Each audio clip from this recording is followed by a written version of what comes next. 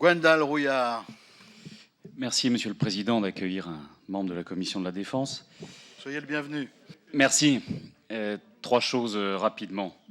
La France a raison de se préoccuper du renouvellement de la flotte. Et je salue votre position, Monsieur le Ministre. C'est un sujet compliqué. Si je prends l'exemple de l'Orient, la flotte a une moyenne d'âge de 30 ans et chacune et chacun comprend bien la nécessité de se mobiliser et de trouver des solutions avec nos partenaires européens, en particulier pour l'installation des jeunes. Je vous soutiens avec enthousiasme sur ce sujet. Deuxièmement, sur le FEAMP, et c'est l'objet de ma question, lors des négociations ces dernières années, ces derniers mois, en particulier avec votre prédécesseur, nous avons particulièrement insisté sur la nécessité de mieux financer l'amélioration des connaissances scientifiques. Et c'est un arbitrage qui a été rendu et qui est positif.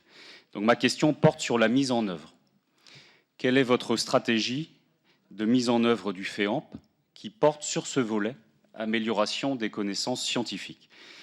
Troisième point et dernier point, pour me réjouir du débat sur la pêche en eau profonde. J'invite d'ailleurs nos collègues à déguster les espèces de sabre, de grenadier et de lingue bleue. Ce sont des espèces excellentes et j'avoue qu'à titre personnel, je préfère déguster des espèces pêchées au nord-ouest de l'Écosse que du panga qui débarque d'Asie. Pour le dire d'une autre manière, paradoxalement, c'est un bel exemple, c'est vraiment un bel exemple et j'invite nos collègues à regarder les faits d'amélioration des connaissances scientifiques ces dernières années. Le règlement est appliqué depuis 2002. Nous avons des scientifiques à bord des navires depuis des années.